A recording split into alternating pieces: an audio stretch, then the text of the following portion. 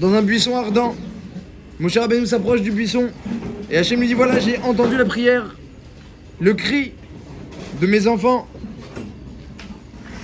Enlève ta chaussure parce que l'endroit où tu es Kadosh. Et je vais maintenant te confier une mission. Je suis Eloké Avram, Eloké Yitzhak, Eloké Yaakov. Moshe Rabbeinu se cache le visage par respect pour la Shrina.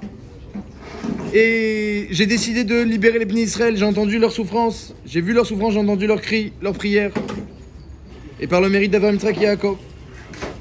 Et Moshe Rabbeinu, la Torah nous l'avait décrit comme quelqu'un qui aime le clan d'Israël. Même depuis dans sa jeunesse, alors qu'il vivait dans le palais de Paro, il sortait du palais pour aller voir la souffrance de ses frères et il souffrait avec eux. Alvaï, que je meure à votre place, il disait, comme ça le Midrash il dit. Et il allait les aider comme il pouvait, moralement et physiquement. Et il souffrait pour eux. Et même il a été capable de tuer l'Égyptien qui a attaqué le mari de Shlomit. Al-Kol Panim. Moshe Rabbeinu, lorsque Hachem lui dit va libérer le clan d'Israël, au lieu de se réjouir, au lieu d'exulter, au lieu d'être heureux que voilà, Baruch Hachem, c'est la fin de l'obscurité, qu'est-ce qu'il dit? Ah mais moi?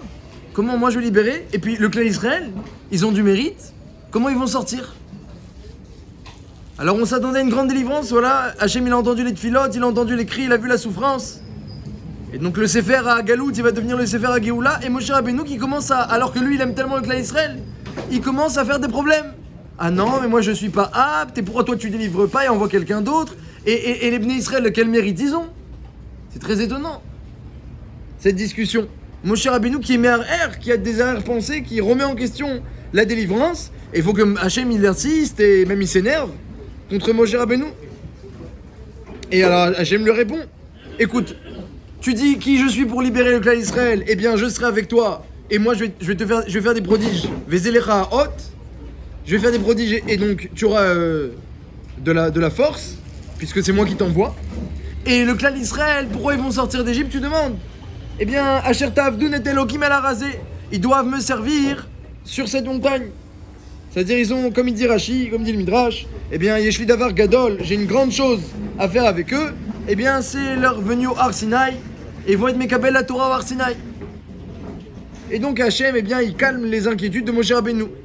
Mais c'est très étonnant, quand on a quelqu'un qui aime son prochain, comme Moshe Rabbeinu, il pleurait sur le clan d'Israël, vraiment. Il souffrait pour eux. On voit à la fin de la parashat Shemot, comment il a parlé à Hachem. Il a parlé durement à Hachem à la fin de la parashat Shemot. Il a dit comment Lama, Réota, Lamazé, tu as fait du mal à ce peuple, tu as dit qu'il allait délivrer, finalement t'as pas délivré. On voit qu'il parle durement à Hachem. Et Midatadin a voulu tout de suite intervenir et tuer Moshe Rabbeinu. Et il a été défendu que non, il n'a pas parlé pour lui, il a parlé par compassion pour le clan d'Israël. À côté, on voit que Moshe Rabbeinu, il aime les juifs. Mamash, il aime les juifs. Plus que lui-même, plus que sa vie. Et quand Hachem lui dit, je vais les délivrer, au lieu de sauter de joie, il dit attends. Déjà tu m'expliques, pourquoi moi? Pourquoi eux? Quel mérite? Quel nom je veux leur dire? C'est quoi toutes ces illusions? Dis merci, dis bravo, tape des mains, prosterne-toi. Les Bnei Israël, quand on leur a dit qu'ils allaient être délivrés, ils se sont prosternés. Moshe Rabbeinu, il commence à discuter. C'est normal. Même s'il est étonné parce que Moshe Rabbeinu, Bechochmato, il savait que la galette n'est pas finie, ils ont fait que 210 ans en Égypte. Ils devaient faire 400 ans. Le Beth Levi, il propose comme ça. Alors c'est pas bête. Moi j'ai entendu une idée. Non, c'est pas bête, mais j'ai entendu une idée que. Al-Kol Panim, si Hachem il a décidé à Kajbourou, tu sais bien que Arbé, il m'a fait doute. Il a plein de solutions. Même lorsqu'il y a des problèmes et des blocages, il a plein de solutions. Alors fais-lui confiance. Il t'a dit j'ai décidé de délivrer, fais-lui confiance. Mais donc la question qui se pose Moshe, c'est que t'as toujours agi tout seul. T'as toujours agi toi. T'as été l'esprit d'homme tout seul. T'as été fait dans le boule tout seul. Pourquoi t'as besoin de moi pour aller faire ça? Et tu demandes c'est qui ce Dieu que je connais pas ce Dieu moi? Je connais pas ce Dieu d'où il sort. Et tu demandes, alors Besséder, sur ça t'as répondu une chéla, mais est-ce que tu demandes quel mérite ils ont les Bnei Israël? Pourquoi ils vont sortir par quel mérite? Ah non, mais ça c'est autre chose. Alors pourquoi? Si tu aimes les Bnei Israël, tu demandes pas par quel mérite? On va moi jamais non. Il dit non, attends. Par quel mérite ils vont sortir? Moi je m'engage pas dans cette mission si tu me dis pas par quel mérite. Mais défends-les, au contraire, sois heureux, défends-les, trouve-leur du Kav Zerout. Non. Très étonnant.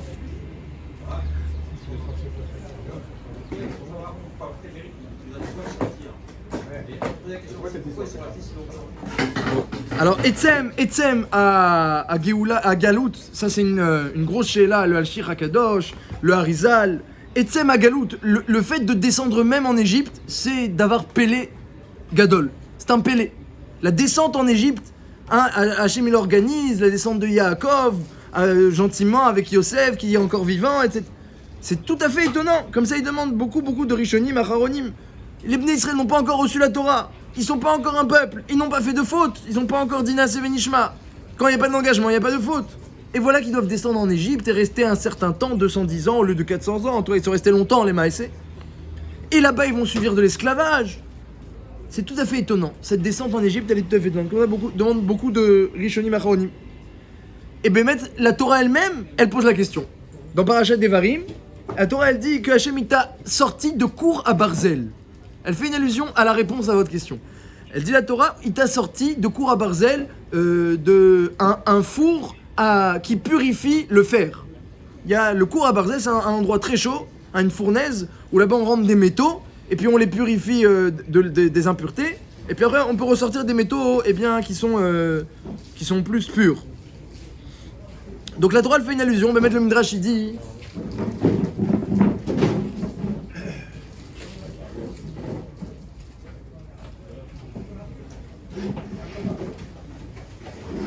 Le Midrash il dit que à quoi ça ressemble notre séjour en Égypte, où ce machal là, le Midrash il dit deux machal, où il y a écrit que ça ressemble à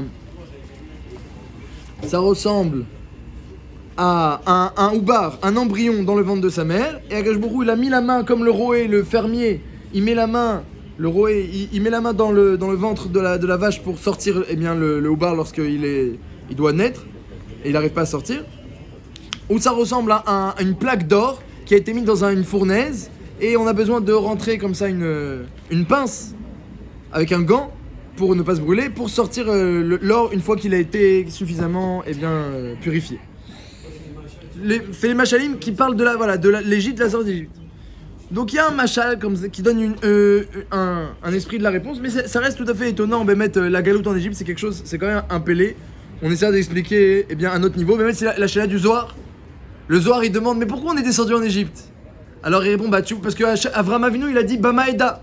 Avraham Avinu il a pas eu une Emouna à 100%, il a eu 99,9. Il a dit mais donne-moi un signe. Bamaeda, comment je vais être sûr que tu vas tenir tes engagements? Alors Akadosh Baruch Hu il a dit que si tu demandes un signe, je t'annonce déjà qu'ils vont descendre en Égypte. Et le signe c'est quoi? Le signe c'est le signe des épreuves. Donc le Zohar il dit qu'il y avait une faute chez Avraham Avinu.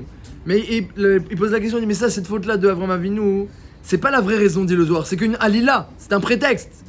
Hachem il s'est servi de ce prétexte pour dire à Avraham Avinu, puisque tu n'as pas Emouna, tu verras tes enfants, ils vont devoir subir les conséquences de ton manque de Emouna. Mais pourquoi les Bnei Israël, eux, ont eu besoin d'aller en Égypte? Comme ça, le Zohar, il demande, après qu'il a repoussé la première réponse, et comme deuxième réponse, il dit, le Zohar, voilà les mots du Zohar, encore un troisième machal, il dit, une rose ne pousse qu'entre les ronces. Comme ça dit le Zohar pour répondre... Une rose ne pousse qu'entre les ronces. Keshoshana ben Achochim. Ken Rayati ben Abanot. Comme ça dit le Zohar, c'est la réponse du Zohar. La Torah elle parle plus de purification. Aval Vadaï que ça reste une question, la descente même en Égypte reste une question, c'est vrai. À part ça, la réponse d'Hachem elle est étonnante. Akadosh Baruch Hu, il dit à Moshe, alors par quel mérite ils vont sortir? Qu'anirait que Moshe Rabbeinu, il savait que les Bnei Israël, ils avaient des tares, ils avaient des défauts. Comme c'est marqué au début plus haut dans la paracha, que Achen Noda Davar, lorsque Moshe Rabbeinu il a vu que, il a été dénoncé pour avoir tué l'Égyptien, il a dit j'ai compris, Achen Noda Davar, le Midrash Rabben, que Achen Noda Davar, j'ai compris pourquoi ils sont là, pourquoi ils sont en Égypte, les Bnei Israël, ils ont du travail ici, ils ont du boulot. Et Hachem il a répondu mais t'inquiète pas, ils vont recevoir la Torah. Comment ça répond? Si Moshe Rabbeinu il s'inquiétait que les Bnei Israël ils sont pas prêts, alors comment dire ils vont recevoir la Torah? Ça répond à la question. Ils sont pas prêts? Non, ils vont recevoir la Torah. Et alors? S'ils sont pas prêts, ils sont pas prêts. Arrête dans le Shir HaShirim, lorsqu'on parle de la sortie d'Égypte, elle est en allusion tout au long de Shir HaShirim, la sortie d'Égypte. Anitzanim niru baaretz, et azami rigia avec olator nishma be'artzenu. On décrit un début de bourgeonnement. C'est le début du printemps. On commence à avoir des signes, des premiers fruits qui commencent à bourgeonner. Et que, donc apparemment les Bnei Israël, lorsqu'ils sont sortis d'Égypte, eh bien c'était le tout début du bourgeonnement. Donc le peuple, il était encore en train de se faire, de se former. Moshe Rabbeinu s'inquiète. Hachem t'inquiète pas, ils vont recevoir la Torah. Apparemment ça répond à la question. Une autre là, c'est que c'est Soter les Rora, c'est Soter. Arrête le Midrash, il y a Doua, Rachid le ramène aussi. Que les Bnei Israël, le Midrash dit que les Bnei Israël sont sortis par le mérite qu'ils n'ont pas changé leurs vêtements, ils n'ont pas changé leur langue. Ils n'ont pas changé leur prénom, on a dit, leur langue, leurs vêtements, et aussi ils se sont pas unis aux Égyptiens. Ils sont restés, se sont mariés que entre juifs. Ils ne sont pas mariés, il n'y a pas eu de mariage mixte. À part Shlomit Bat Divri, Béonès et à Torah Pirsema Ota. Sauf une exception que sur laquelle la Torah a mis le doigt. Et encore, c'était une exception malgré elle. Al-Kol Panim, donc les Bnei Israël sont sortis par 4 mérites. Et puis là, on voit que Moshe Rabbeinu il s'inquiète, il dit par quel mérite. Et puis Hachem lui dit par le mérite de Matan Torah. Alors c'est par quel mérite, Matan Torah ou les 4 choses qui n'ont pas changé? Et enfin, eh bien la Torah, lorsqu'elle parle de délivrance, comme on le dit aussi dans la Tfila, eh bien on parle de Géoula et on parle de Fedout. Mi Mitzrayim Galtanu, Mi Bet Avadim, Peditanu. Tu nous as délivrés, tu nous as rachetés. On le remercie aussi Hachem dans la Haggadah. Venode lecha al Géoulatema al Pedout nafshenu. Baruch ata Hachem gal Israël. Et on boit le verre de vin. Donc on voit qu'il y a une notion de Géoula et de Fedout. Demande Raphaïm de Brisk et demande quelle différence il y a entre les deux.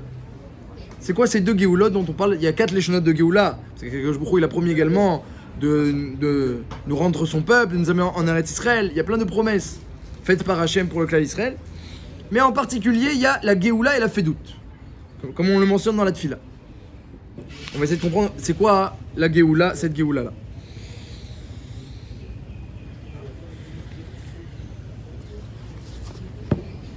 Géoula. Alors, la Gemara, elle demande, il y a une Gemara très intéressante. Il y a une Gemara qui dit comme ça.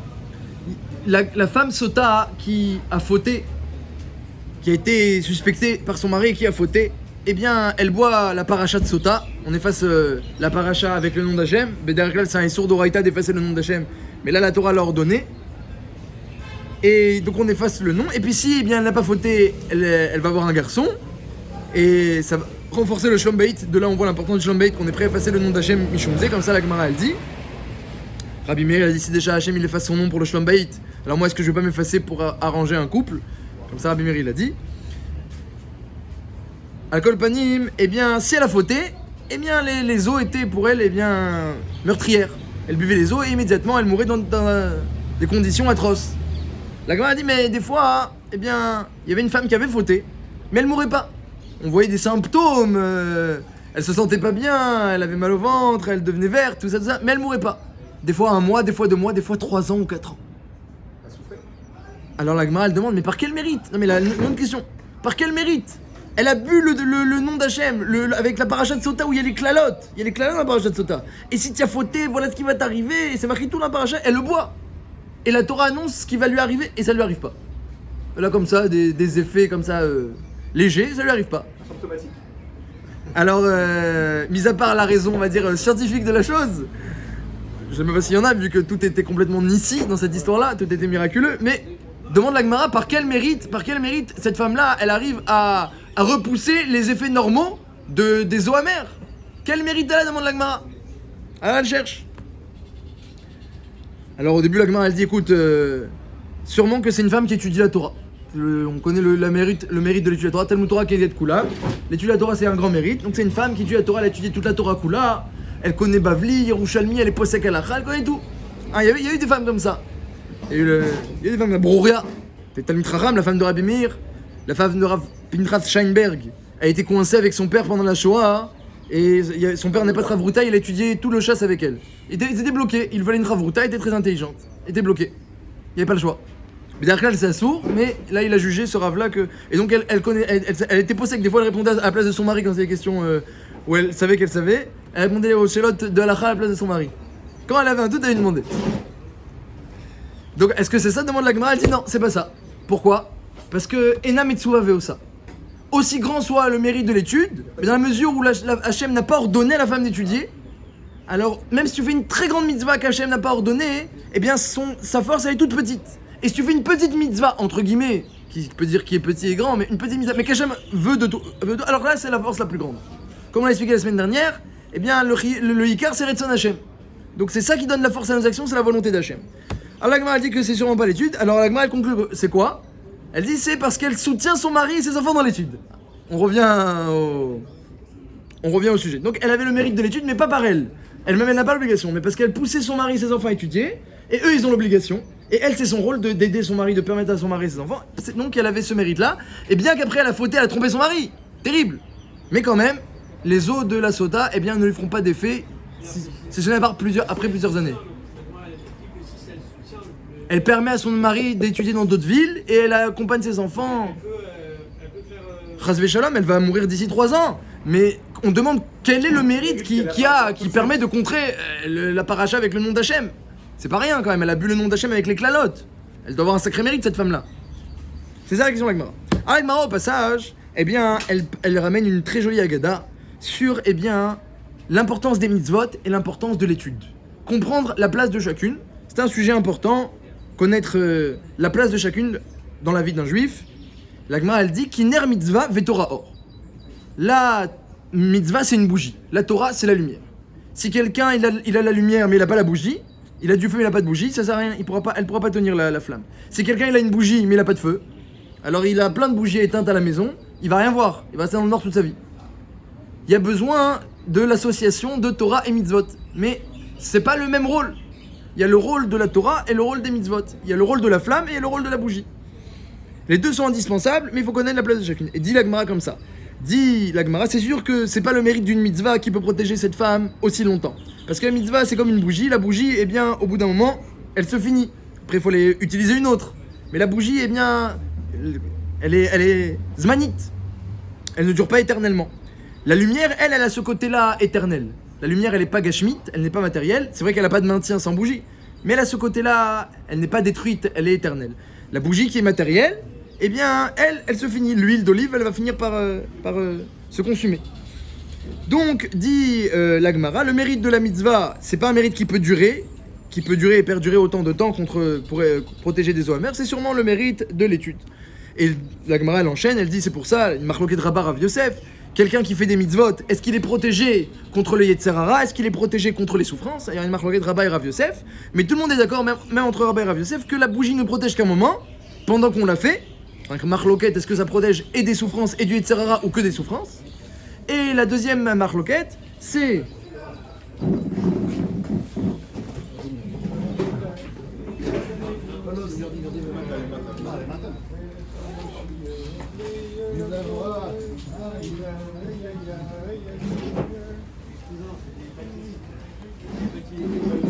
Le mérite de la bougie, eh bien, ne dure qu'un temps. Pareil, la mitzvah, elle peut protéger des souffrances, et d'après Rav Yosef du Yetzer Hara, qu'un moment. Alors que la Torah, même quand tu as fini d'étudier, eh bien, sa protection, elle t'accompagne. Parce que c'est la lumière. Donc, eh bien, on voulait dire que le mérite de la Torah, c'est la Torah, mais elle n'est pas obligée. Alors, bah, ça on dit que c'est le mérite de son mari et de ses enfants qui étudient grâce à elle. Alcool Pani, on voit un Yesod. On voit, eh bien, la place de la Torah et la place des mitzvot.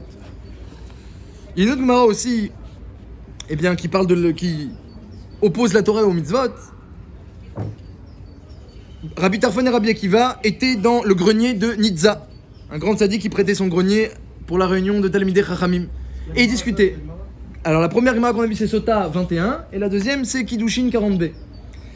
Dans la Gemara dans Kiddushin elle ramène que Rabbi Tarfon, eh bien il a dit dans le Aliyah de Nitza, ils ont commencé à discuter sur la Torah et les mitzvot, il a dit, eh bien, mitzvot, comment il a dit il a dit, Maaseh Gadol. Les mitzvot, c'est plus grand que l'étude. Comme ça, il a dit Rabbi Tarfon. Alors, Rabbi Akiva, il a dit non, Talmud Gadol. L'étude, c'est plus grand que les mitzvot. Et Bassof, Nimnu Vegamru, tout le monde a été d'accord, Bassof, Neinu Kulam, Veamru, Talmud Gadol, Shemevi Lidemaaseh. L'étude est plus grande parce qu'elle amène à l'action. Donc, il y avait aussi une discussion, quand bien même, on ne peut pas se passer ni de l'étude qui est la lumière, ni de la mitzvah qui est la bougie. Mais il y avait une discussion quand même, c'est au final, quel est le Ikar? Qu'est-ce qui est le plus grand? Rabbi Tarfon il a dit la bougie, la mitzvah, Rabbi Akiva il a dit l'étude, et sauf ils ont dit c'est l'étude parce qu'elle amène à la pratique. Alors que la pratique n'amène pas à l'étude. C'est-à-dire que grâce à la flamme tu pourras avoir une bougie, grâce à la bougie tu vas pas forcément avoir une flamme. Mais Agnien.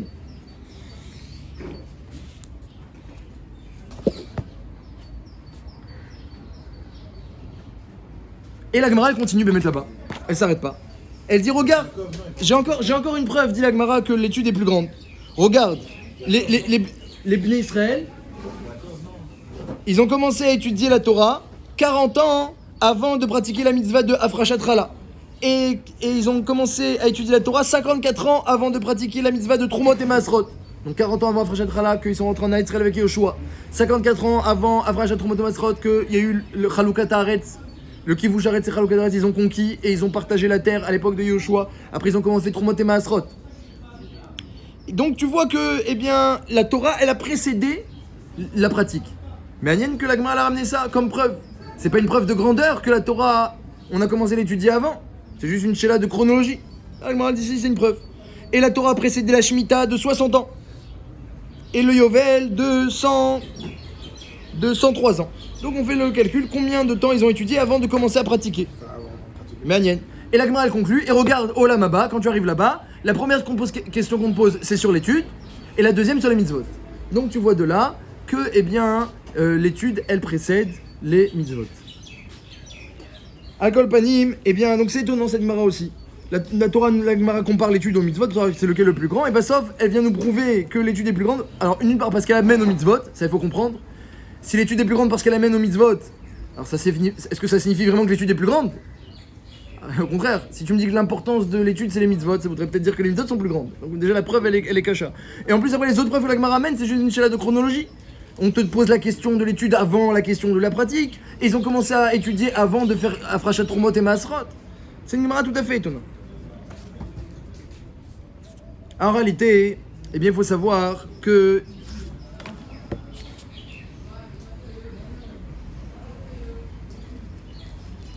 l'homme, il est fait de plusieurs parties. L'homme, il est fait de plusieurs parties qui sont tout à fait antinomiques, contradictoires. Il y a le corps, il y a l'âme, le nefesh, il y a même la neshama. Il y a plein de halakim dans l'homme qui se contredisent. Il y a une partie complètement matérielle, une partie complètement spirituelle et une partie entre les deux.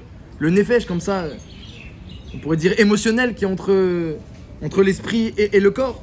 L'homme, il a plein de parties qui se contredisent. Et les parties, il y a des liens entre les parties. Le corps est lié au cœur, ils s'influencent l'un l'autre, et le cœur est lié à l'esprit peut influencer le cœur peut influencer l'esprit. Si quelqu'un il a compris quelque chose, il peut après le faire avec cœur. Si quelqu'un il a une envie dans son cœur, il va faire penser dans son esprit toutes sortes de théories pour prouver que c'est ça qu'il faut faire et qu'il a raison. Donc il y a un lien entre l'esprit et le cœur. Il faudrait théoriquement que l'esprit soit le roi sur le cœur et que le cœur il soit le roi sur le corps. Meler, c'est les rachis des votes de Meler, un roi, c'est Moar, Lev, Kaved. Parce que l'esprit dirige le cœur et le cœur dirige Kaved, le foie, c'est-à-dire les ta'avot, les désirs. Et inversement, si quelqu'un, ses ta'avot dirigent son cœur et son cœur dirige son esprit, ça fait Kelev. Non, ça fait Kalem. Kalem. C'est-à-dire il est fini. Kloum, il est Kloum. Oh, il a fait. Ou il est fini, Kalem, ou il est Kloum. Al-Kol Panim, tout ça pour nous dire qu'il y a un lien entre les parties. Et le chidouche de la Gemara, c'est le suivant. Le chidouche de la Gemara, c'est dire que l'action, elle va pas pouvoir amener l'homme à la compréhension. Elle va pas pouvoir amener l'homme à l'élévation spirituelle. L'homme, il peut faire autant de mitzvot qui vont vadaï l'influencer, les mitzvot ça aide à influencer, mais il va pas pour autant percevoir mieux Hachem, comprendre mieux l'importance de chaque chose. La bougie pourra jamais faire de lumière. Ça c'est ça que dit la Gemara. L'action, elle peut pas précéder l'étude parce que l'action n'amène pas à l'étude. L'étude, lorsque l'homme il réfléchit à la parole d'Hachem, il réfléchit aux lois, il étudie, après ça va lui donner envie d'appliquer dans son cœur. Et après le cœur s'il a envie, il va agir. L'étude elle peut précéder l'action, l'étude elle peut amener à l'action. Et pas l'inverse. Et c'est bidiouk, c'est bidiouk ce qui se passe dans cette période-là. On rentre dans la période de Shovavim. Shovavim, c'est les parachiotes qui sont entre Shemot et Mishpatim. Sur le nom de l'Haftara, Shuvu Banim Shovavim. Faites Shuva, les enfants rebelles, les enfants sauvages. Les enfants sauvages, c'est quoi les enfants sauvages? Je me dis, j'ai des enfants, mais ils m'écoutent plus. Alors qu'ils écoutent? Ils écoutent leur penchant, leur tavot. Ils ont envie comme ci, ils font comme ci, ils ont envie comme ça, ils font comme ça. Des Shovavim, des sauvages. Alors Shovavim, c'est les initiales de Shemot, Vaera, Bo, Béchalar, Yitro, Mishpatim. Et dans tous ces parachiotes, eh bien, le Zohar révèle, ainsi que le Harizal, qu'il y a la possibilité de réparer certaines fautes qui sont liées au Ta'avot. Ces Ta'avot-là, c'est quoi le problème des Ta'avot? Eh bien, justement, le problème des Ta'avot, c'est lorsque, eh bien, c'est plus l'esprit qui dirige la personne. Tu vas pas réfléchir à ce que tu as envie de faire, à ce qu'il faut faire, à ce qui est bien de faire pour toi et ce qui est bien de faire pour les autres autour de toi et aux yeux d'Hachem. Eh bien, juste, tu écoutes la pulsion, parce que l'homme, il a une pulsion, l'envie, la pulsion, qu'il y a dans le corps il influence le cœur, et après, eh bien, tu agis selon ça. Ça, c'est ce qu'on appelle Shovav. Être sauvage, c'est quelqu'un qui n'écoute pas l'esprit, qui écoute que sa pulsion. Comme un animal qui est un animal sauvage, parce qu'il n'a pas d'esprit. Ça, c'est la période de Shovavim. Et Béhémet, le Ramchal explique que, eh bien, on va expliquer grâce à ça tout l'Yetziat Mitzrayim, la descente en Égypte et même la sortie.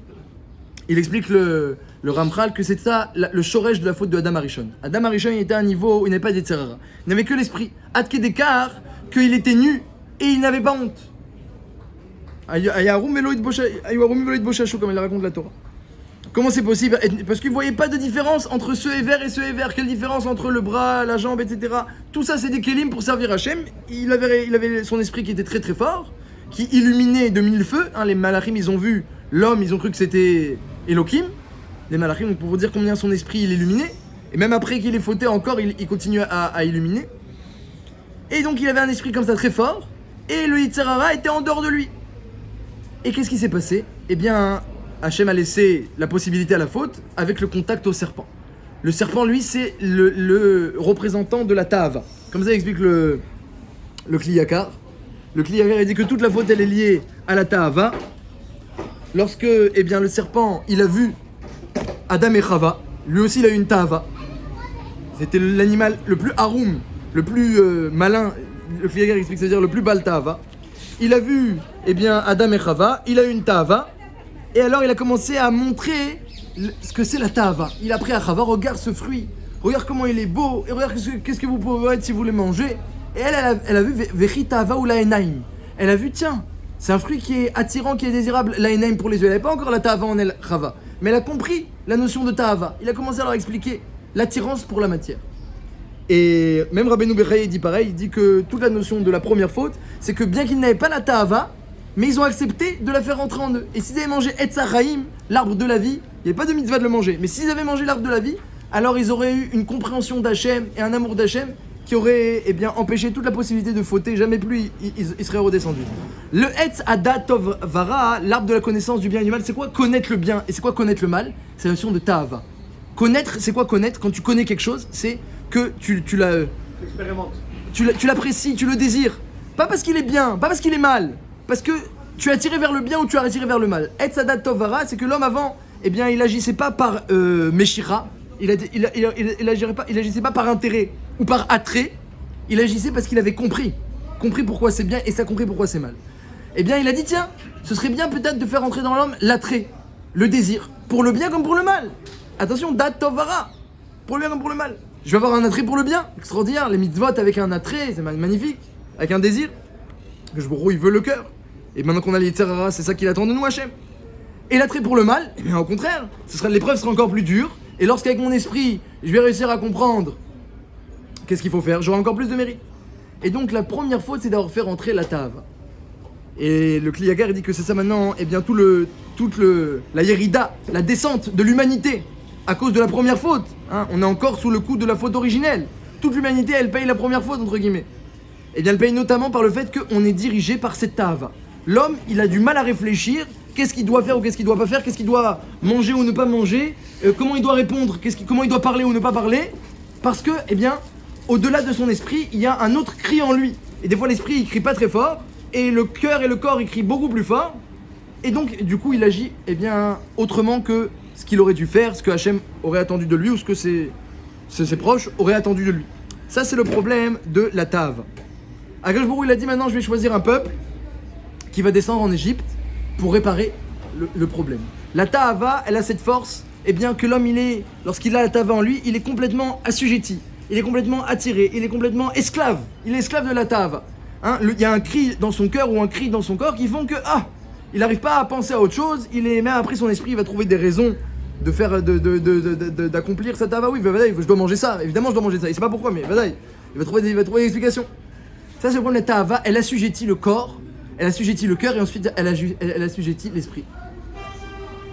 Et alors Akadosh Baruch Hu, eh bien il a été obligé, Kivyachol, pour nous faire descendre, ça vient peut-être de Avraham Avinu, Bameeda, ou peut-être parce que c'est comme ça qu'on devait grandir entre les ronces, mais il a été obligé de nous faire descendre dans un endroit où aussi, eh bien on va avoir un assujettissement. On était assujettis aux Égyptiens, corps et âme. Les Bnei Israël en Égypte, ils étaient rien. Ils étaient assujettis corps et âme. Pourquoi c'était le tikkun? Le tikkun, ce soit qu'on soit assujetti, corps et âme, aux Égyptiens, et qu'on arrive à tenir bon. Et en plus, les Égyptiens, ils étaient tméim. Et eux, le Gaon de Vilna, il dit que c'était le pays le plus Baltava, il dit le Gaon de Vilna. Le pays le plus Baltava, c'était les Mitzrayim. Donc eux-mêmes, ils étaient assujettis. Mais Baruch Hashem, il a fait un grand nez qu'il y avait une haine, il y avait un dégoût, une haine entre les Égyptiens et les Juifs. Et donc, du coup, en même temps, on côtoyait la Ta'ava, en même temps, on côtoyait la Touma. On était au milieu de l'impureté avec l'influence. Les Bnei Israël, ils étaient influencés, ils faisaient Avodah Zara. Baruch, ils étaient influencés par l'impureté. Mais, eh bien, ça restait qu'une influence extérieure. Parce qu'il y avait cette haine, il y avait cette distance entre les Mitzrim et les Bnei Israël. Et donc, du coup, eh bien, on était esclaves corps et âme pour l'impureté, mais, eh bien, avec une seule envie, c'est de se libérer d'elle. Et c'est un peu c'est un matzav eh bien, qui est propice à l'élévation. Quand quelqu'un il est heureux dans son impureté, eh ben, il n'y a rien à faire pour lui. Comme ils disent les Rishonim, Dam alajiv la pikoros, la Gemara elle dit, la Mishnah elle dit, sache quoi répondre à la pikoros. Il y a beaucoup de Rishonim qui disent que la pikoros, il n'a pas envie que tu lui répondes, il n'a pas envie d'écouter ce que tu as à dire. Même s'il va écouter, de toute façon, il ne sera pas convaincu, parce que lui, il a ses raisons de ne pas accepter la Torah et les mitzvot.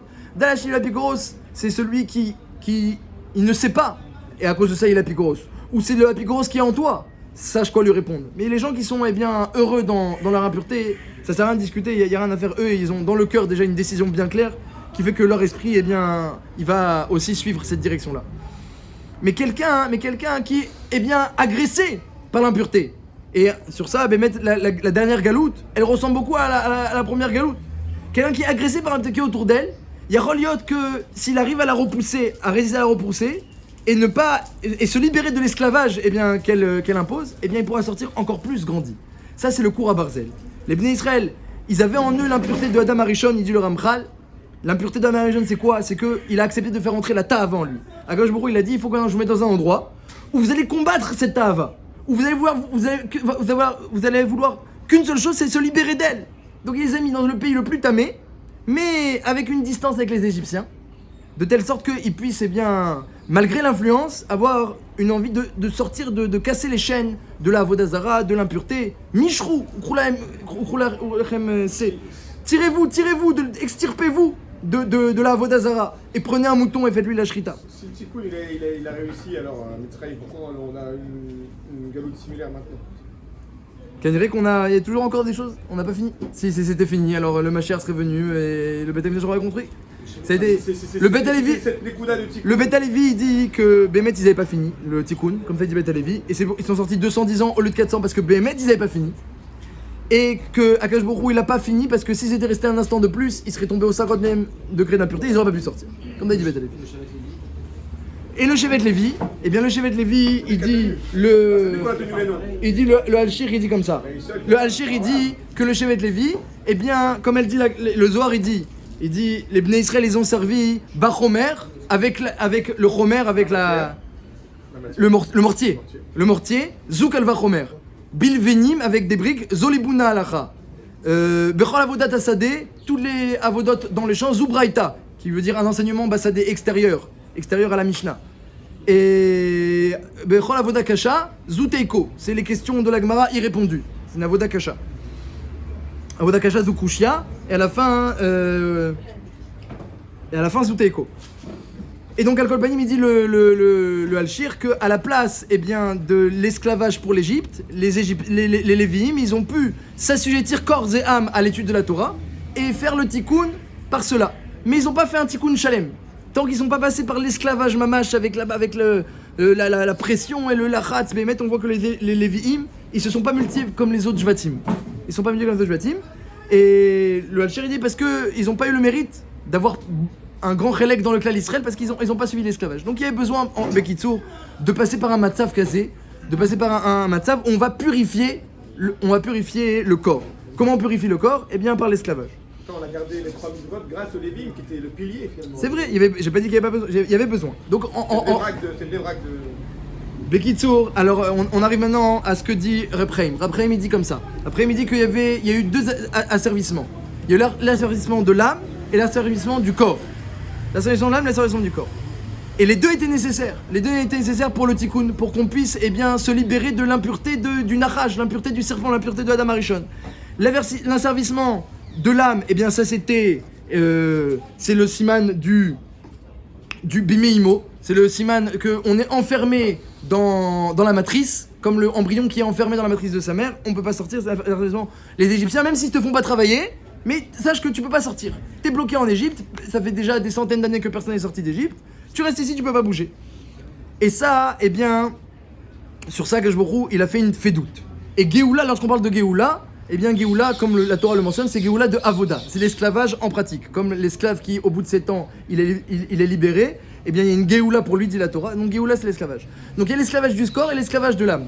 Les Bnei Israël en Égypte, ils sont dans un matzav où non seulement ils devaient travailler, mais à part ça, même lorsqu'ils ne travaillaient pas, les Égyptiens leur expliquaient bien qu'ils ne sont rien.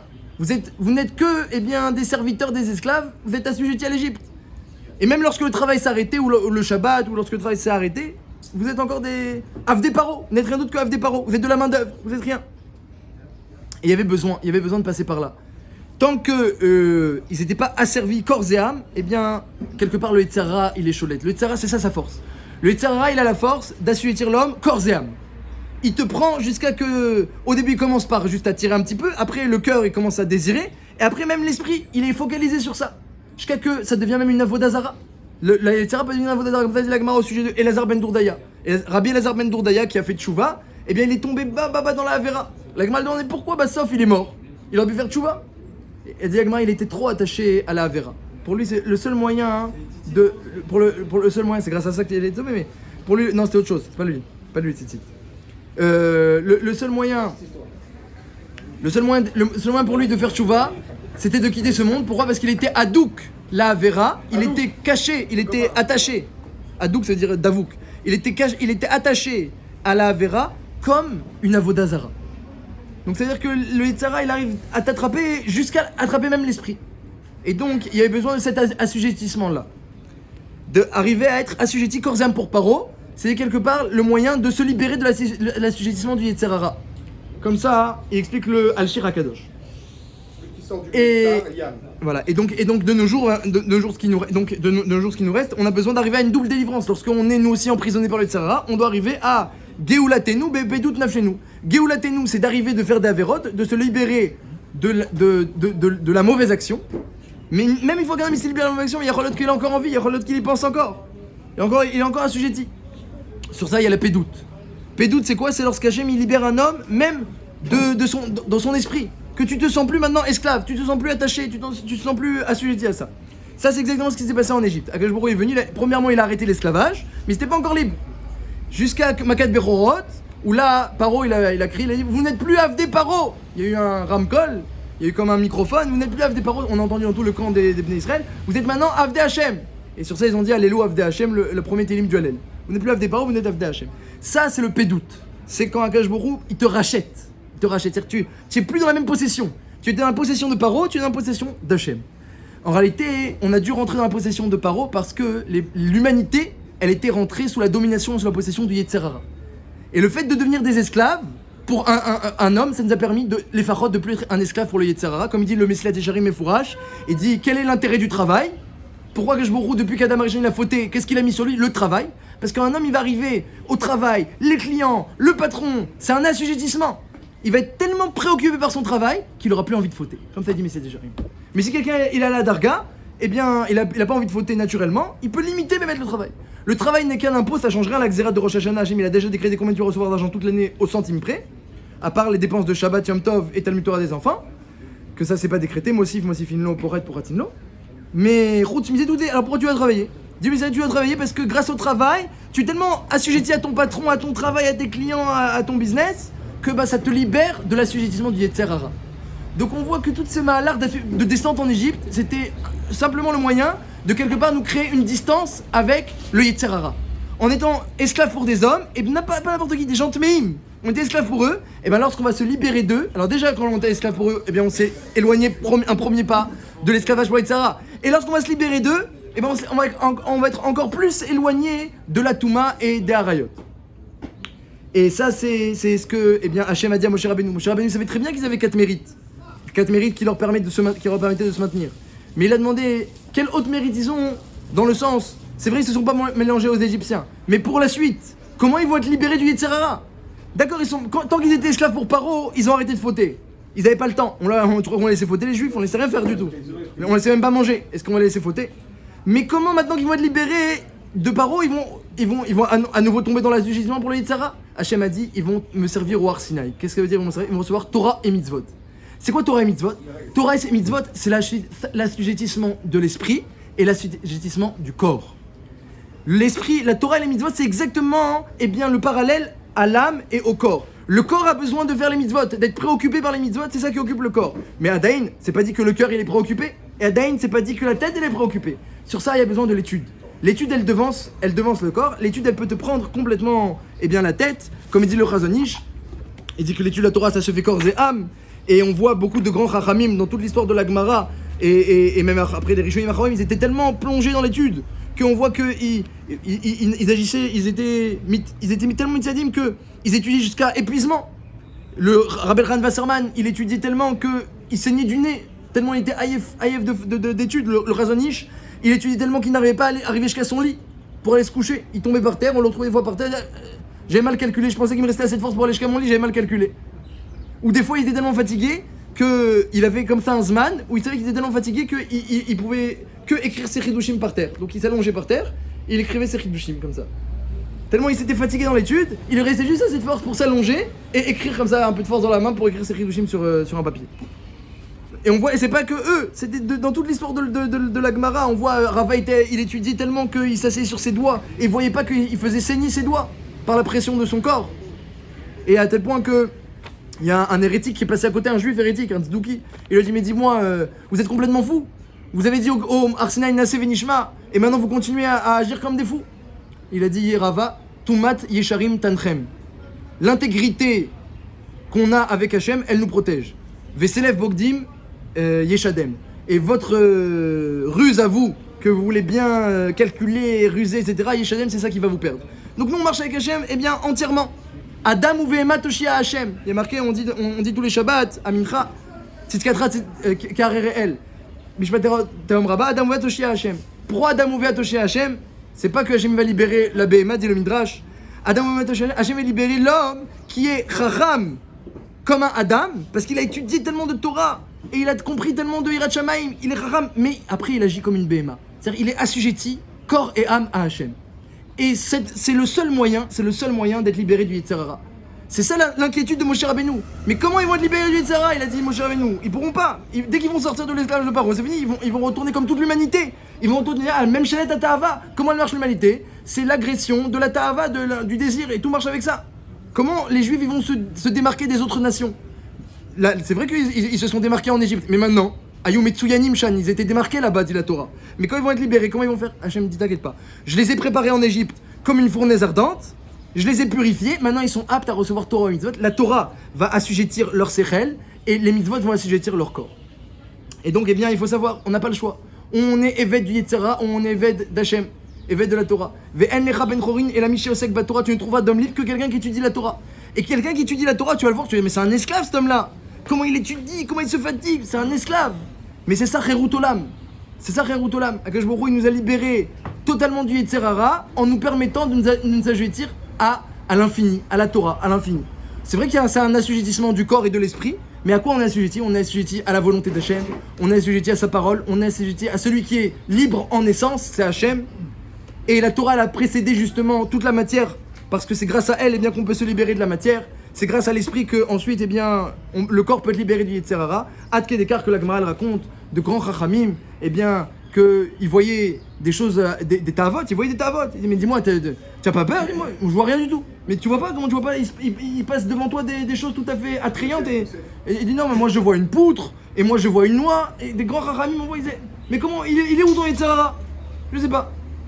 Parce qu'ils étaient tellement assujettis, eh bien, à la Torah, au mitzvot, corps et âme, et ça c'est la force de l'étude, qui ensuite elle pénètre le corps, elle rentre à l'intérieur, comme la flamme qui pénètre dans la ptila. La flamme elle pénètre dans la bougie, elle pénètre dans l'huile, elle absorbe l'huile. Ça c'est la force de la Torah, qui pénètre à l'intérieur de l'homme, eh bien elle arrive à l'assujettir à la Torah et au mitzvot. C'est en ça que la Torah elle est plus grande, bien que le but c'est de faire la volonté d'Hachem, ce sont les mitzvot, mais les mitzvot elles peuvent rester qu'à l'extérieur et ça reste superficiel, et jamais tu comprends quoi que ce soit, jamais été éclairé. La Torah elle a cette force qu'elle nous pénètre, elle nous transforme, et elle amène ensuite au mitzvot, de telle manière qu'on est assujetti ensuite que au mitzvot, et plus du tout au Yetzer Hara.